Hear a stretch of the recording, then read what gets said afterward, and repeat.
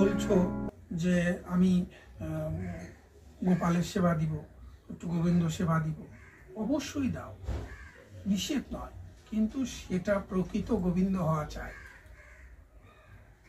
সেটা কেবল মাটির মূর্তি, পাথরের মূর্তি, কাঠের মূর্তি, বড় বড় মূর্তি হলে চলবে। এই যে দেখো কত গুরুদেব আসে, এই গুরুদেবগুলো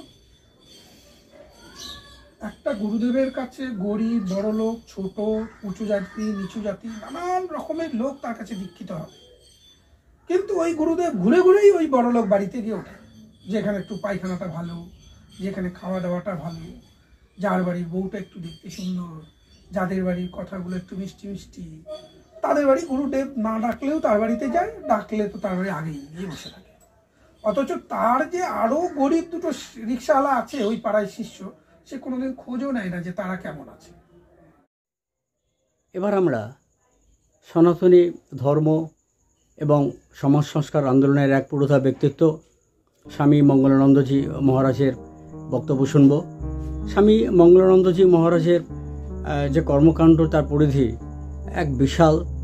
উত্তরবঙ্গে লক্ষ লক্ষ মানুষ, শুধু উত্তরবঙ্গ নয়, ভারতবর্ষের বিভিন্ন প্রান্তে, দক্ষিণবঙ্গে, কলকাতাতেও তার ভক্ত সংখ্যা অযৌতক, এবং তার কর্মকাণ্ড এক বিশাল ব্যাপ্তি এবং অঞ্চল জুড়ে বিস্তৃত। সবচেয়ে বড় কথা হচ্ছে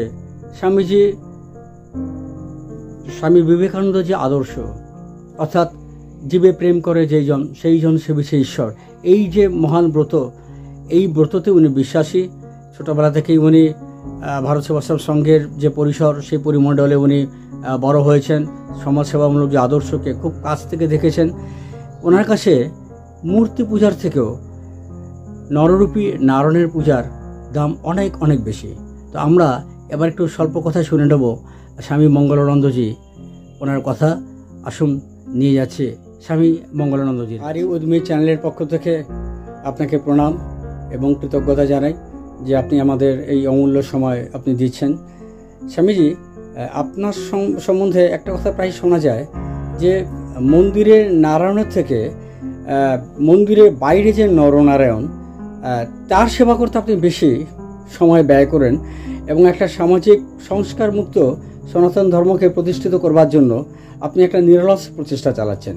এই বিষয়ে যদি কিছু বলেন। বিষয় হচ্ছে যে প্রত্যেকটা জীবের মধ্যেই ভগবান শিব বিরাজ করছে, এবং প্রত্যেকটা জীবই হচ্ছে ভগবানের সৃষ্টি।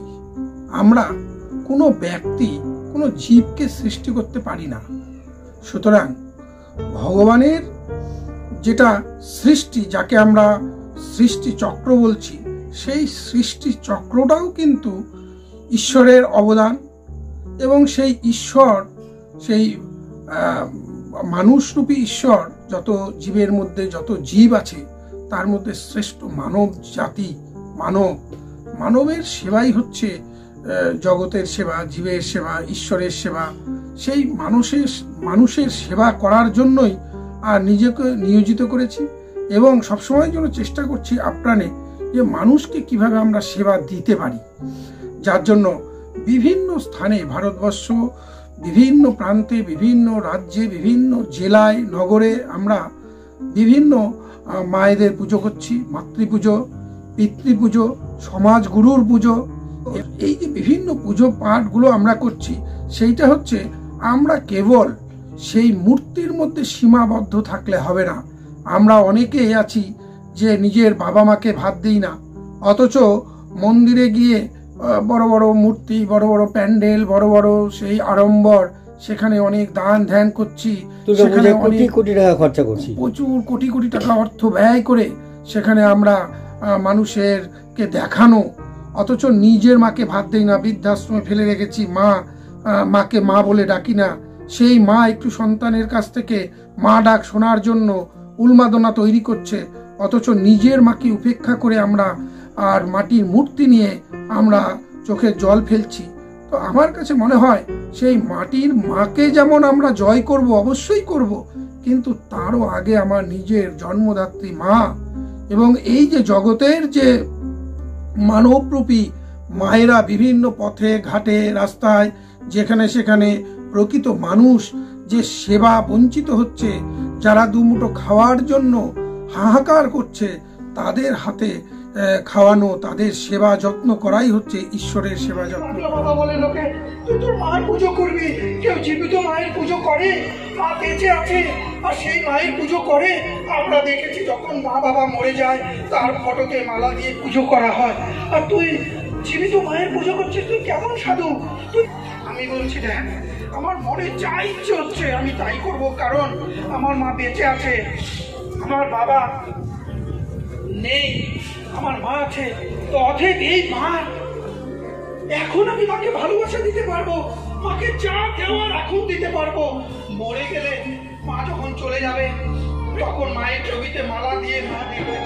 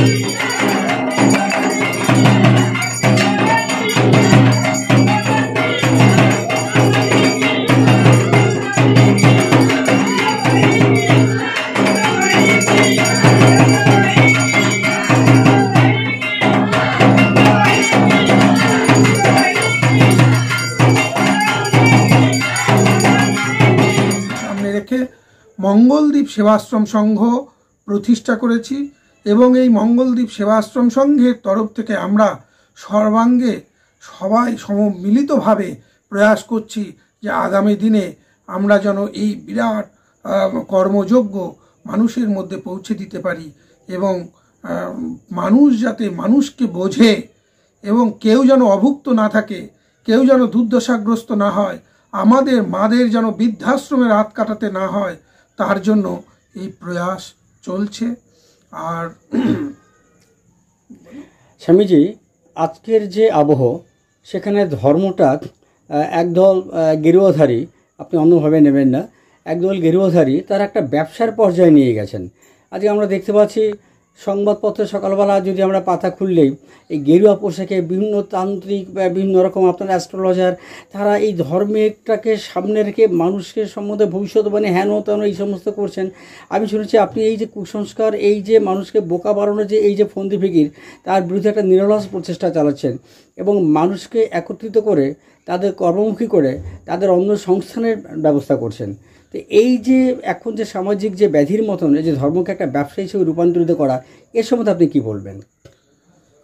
এই সম্বন্ধে যেটা বলবো সেইটা হচ্ছে, সবার প্রথম আমাদের ভারতবর্ষের সনাতন পরম্পরা, এই কৃষি এবং ঋষি, এই কৃষকরা হচ্ছে ভারতবর্ষের মূল মেরুদণ্ড এবং ভারত সনাতন ধর্মের পরম্পরা অনুযায়ী কৃষকরা যেমন ভারতবর্ষের মেরুদণ্ড, আর এই ঋষিরা তার পুরো ভারতবর্ষের মেরুদণ্ড। তো এই কৃষক এবং ঋষি এরা ভারতবর্ষের মেরুদণ্ড হলেও তেমনভাবে দুটোই কিন্তু ভারতবর্ষের কাছে সেইভাবে সনাতনীদের কাছে আজও প্রাধান্য পায়নি এবং কিছু অসাধু লোক তারা বিভিন্ন তন্ত্র মন্ত্র জড়িবুটি নানান কিছুর মাধ্যমে নিজেদের যে উপার্জনের একটা জায়গা একটা তারা তৈরি করে নিয়েছে। এইটা আমাদের কিছু সাধু, কিছু মহৎ ব্যক্তিত্ব যেমন রামকৃষ্ণ, যেমন বিভিন্ন এইরকম বামা খ্যাপা, তারা খ্যাপা, অনুকূল ঠাকুর, যারা অবতার হিসাবে অনেকেই এসেছে এবং তারা অনেকভাবেই মানুষের পথ প্রদর্শন করে গেছে। তারা মানুষকে এইভাবে পথ দেখিয়েছে এবং তাদের শারীরিক, মানসিক, পারিবারিক নানান সমস্যায় তারা বিভিন্নভাবে তাদের সহযোগিতা করেছেন। কিন্তু সেই সহযোগিতা তারা মণি ঋষি রূপে, তারা ঐশ্বরিক কৃপা রূপে, তারা ঈশ্বরের যে শক্তি তারা মানুষের মধ্যে দিয়ে গেছে, কিন্তু সেই শক্তিটাকে আজকে সাধারণ মানুষ, কিছু অসাধু মানুষ, তারা কিন্তু এই যে তন্ত্র ক্রিয়ার মাধ্যমে তারা সেইটাকে কাজে লাগিয়ে মানুষ ঠকাচ্ছে এবং সেখান থেকে বিভিন্নভাবে মানুষকে বঞ্চনা করা হচ্ছে। আচ্ছা মহারাজ, আমি শুনেছি যে আপনার অন্যতম কর্মসূচি সামাজিক ক্ষেত্রে আমাদের হিন্দু সমাজের একটা সংখ্যাগরিষ্ঠ অংশ, যারা তথাকথিত আমরা বলা হয়, তথাকথিত আমরা তাদের এক ব্যাখ্যা দিই যে কি নিম্নবর্গীয়, ধরুন ওই নমশূদ্র, সদ্গোপ, মুচি, বাগদি, এই যে এদের তাদের বিভিন্ন রকম আমরা বলি, এই শ্রেণীর মানুষকে আপনি বুকে টেনে নিচ্ছেন, তাদের সম্মান জ্ঞাপন করছেন এবং তাদের শ্রদ্ধার সঙ্গে আমাদের যে হিন্দু ধর্মের, সেই হিন্দু ধর্মের মূল স্রোতে একটা যোগ্য এবং সম্মান দিয়ে তাদের ফিরিয়ে আনার আপ্রাণ চেষ্টা করছেন। এ সম্বন্ধে যদি কিছু বলেন। সবার আগে বিষয় যেটা, সেটা হচ্ছে হিন্দু ধর্মে কাকু ফিরানো হচ্ছে না, মানে হিন্দু তারা মূল স্রোতে প্রথম থেকে তারা হিন্দু আছে, হিন্দু ছিল এবং হিন্দু থাকবে। কিন্তু বিষয় হচ্ছে আমাদের মধ্যে কিছু ভণ্ড, প্রতারক, ঠকবাজ, তারা ধর্মটাকে এমনভাবে তারা মানে প্রচার এবং প্রসার করেছে যে তাদেরকে অস্পৃশ্য বলে তাদেরকে আমাদের মন্দিরে উঠতে দেয়নি, তাদেরকে আজও পিছিয়ে রাখে সমাজের মধ্যে, যে তাদের হাতে ছোঁয়া জল চলবে না, তাদের হাতে খাওয়া চলবে না, তারা দীক্ষিত না, কে মালা পরেনি, কে দীক্ষা নেয়নি, মানে বিভিন্ন ভারতবর্ষের বিভিন্ন প্রান্তে হত্যালীলাও চলছে এবং উচ্চবর্ণের লোক নিম্ন বর্ণের মানুষদের প্রতি নিকৃষ্ট মনোভাব রেখে বিভিন্ন রকমভাবে তাদেরকে টর্চার করা হচ্ছে। এই যে বিষয়টা, এইটাকে দূরীভূত করার জন্য আমরা হিন্দু ভাই ভাই সমস্ত সনাতনী আমাদের এক জায়গায় আসতে হবে, সবাই আমাদের একটা ঐক্য, একটা ছাতার নিচে এসে আমাদের সনাতন ধর্মকে রক্ষা করতে হবে। আর এই সনাতন ধর্মকে রক্ষা করার জন্য যে জাতি বৈষম্য, এইটাকে তুলে দিয়ে আমরা প্রত্যেকেই ভাই ভাই হাতে হাত রেখে, কাঁধে কাঁধ রেখে আমরা একসঙ্গে যে পথ চলতে পারি, এই জন্যই আমার এত প্রয়াস। আচ্ছা স্বামীজি, আপনার কাছে একটা সংক্ষিপ্ত প্রশ্ন। স্বামীজি, কোনটা বড়, ধর্ম না কর্ম? ধর্ম এবং কর্ম এই দুটোই অঙ্গাঙ্গি জড়িত। ধর্ম যদি বলা হয়, বলছে কর্মের মধ্যেই ধর্ম, আমি যা কর্ম করব এবং সেই কর্মের মধ্যেই ধর্ম আছে। অতএব কর্মটা আমাকে জানতে হবে যে আমি কি কর্ম করছি। এই কর্ম জানার জন্যই ভালো একজন পথ প্রদর্শক দরকার, এবং এই কর্ম যদি কেউ একবার জেনে যায় তাহলে তাকে আলাদা করে ধর্ম করার দরকার হয় না। অর্থাৎ ভগবদ্গীতার যে মূল বাক্য কর্মই ধর্ম, সেটি হচ্ছে আপনার জীবনের মূল মন্ত্র এবং সেটি আপনার অভীষ্ট আর কি। আচ্ছা, শেষ প্রশ্ন করছি, দেবসেবা না মানব সেবা? মানব সেবাই মানবের মধ্যেই দেবতা, মানবী ঈশ্বর, মানবী সব, তাই মানব সেবাই শ্রেষ্ঠ সেবা। যেটা বিবেকানন্দ বলে গেছেন, বহুরূপের সম্মুখে ছাড়ি তোমার, কোথা খুঁজিত ঈশ্বর, জীবে প্রেম করে যেই জন সেই জন সেবিছে ঈশ্বর। ধন্যবাদ মহারাজ, আর এই উদ্যমী চ্যানেলকে আপনার অমূল্য সময় দেওয়ার জন্য আমাদের কৃতজ্ঞতা এবং প্রণাম জানাই। সনাতন ধর্মের মূল কথাই হল মানব সেবা, মানব প্রেম, সম্প্রীতি। শ্রী চৈতন্য মহাপ্রভু থেকে শ্রীরামকৃষ্ণ পরমহংসদেব, শ্রীরাম ঠাকুর থেকে শুরু করে লোকনাথ ব্রহ্মচারী, অনুকূল ঠাকুর, দুর্গাপ্রসন্ন পরমহংসদেব, প্রত্যেকেই কিন্তু এই মানব সেবার উপরে জোর দিয়েছেন। নারায়ণ জ্ঞানে নরনারায়ণের সেবা, বিবেকানন্দের কথায় শিব জ্ঞানে জীব সেবা, ধর্মই কর্ম। মঙ্গলদ্বীপ সেবাশ্রম সংঘের মহন্ত মহারাজ স্বামী মঙ্গলানন্দজি সেই একই ধারার অনুসারী। স্বামী প্রণবানন্দ, স্বামী বিবেকানন্দর আদর্শই তার পাথেয়, এবং সেই আদর্শ এবং পাথেয়কে সম্বল করেই উনি মানব সেবামূলক বিভিন্ন কর্মসূচি পালন করছেন। বিভিন্ন কর্মসূচির মাধ্যমে যত সংখ্যক বেশি সম্ভব মানুষকে সংযুক্ত করে তাদের আধ্যাত্মিক চেতনার পাশাপাশি আর্থিক বিকাশও যাতে হয়, তিনি সেই ভাবনা দেখেই নিজের কর্মসূচিকে ধাবিত করেছেন। প্রকৃত সনাতন ধর্মের বার্তা প্রচারকারী, এই সম্প্রীতি মানব সেবার বার্তা প্রচারকারী এই ভিডিওটিকে যত সম্ভব সাবস্ক্রাইব, শেয়ার এবং লাইক করবেন। দেখা হবে পরবর্তী ভিডিওতে। ভালো থাকবেন। নমস্কার।